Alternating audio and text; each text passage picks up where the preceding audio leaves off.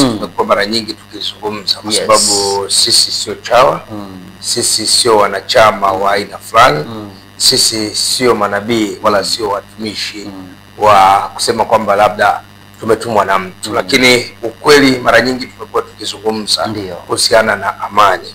Amani hii ambayo tunayo nchi yetu ya Tanzania ni amani ambayo mataifa mengi wanatamani wawe kama Tanzania kabisa. Na Tanzania imekuwa ni kivutio au kitovu cha amani kwa kuvutia watalii wengi. Wageni wengi wamekuwa wakiingia na kutoka kwenye nchi ya Tanzania.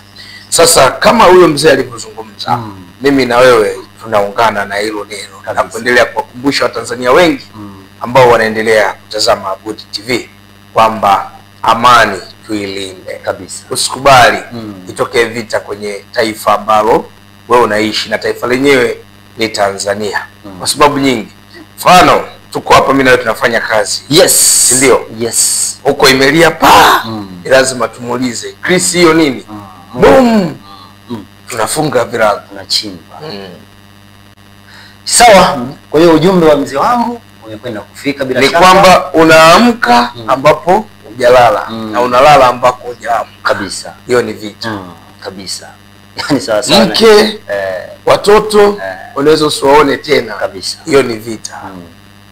Sawa, sisi ndivyo ambavyo tumeanza hivyo na Tanzania All Stars wakitupa lile jimbo lao tuilinde bila shaka kabisa. Na sisi tuendelee kutunza hii amani ambayo tuko nayo, lakini utulivu unahitajika kwa kiasi kikubwa kwenye kila jambo ambalo unakwenda kulifanya. Namna ambavyo utulivu ulivyo, amani ilivyo, ndivyo ambavyo inatupa sisi nafasi ya kutembea hata hizo saa 6 za usiku, ya kufanya shughuli mbalimbali, ya kutoka eneo moja kwenda eneo jingine, lakini pia hata kuvutia wawekezaji katika nchi yetu, kwa sababu kama kutatokea masuala mbalimbali ambayo yataondoa utulivu, amani, wawekezaji hawawezi kuja kwenye hiyo nchi kabisa. Sisi tutaendelea kulalamika kwamba tuna vitu vingi Tanzania, lakini kwa nini tunakosa kupata mapato kupitia wawekezaji? Kumbe sababu ni ndogo tu ambayo huenda hatujui, tukaitengeneza wenyewe kutokea chini, mwisho wa siku italipuka kuwa kubwa, mambo yakaenda shagara bagara.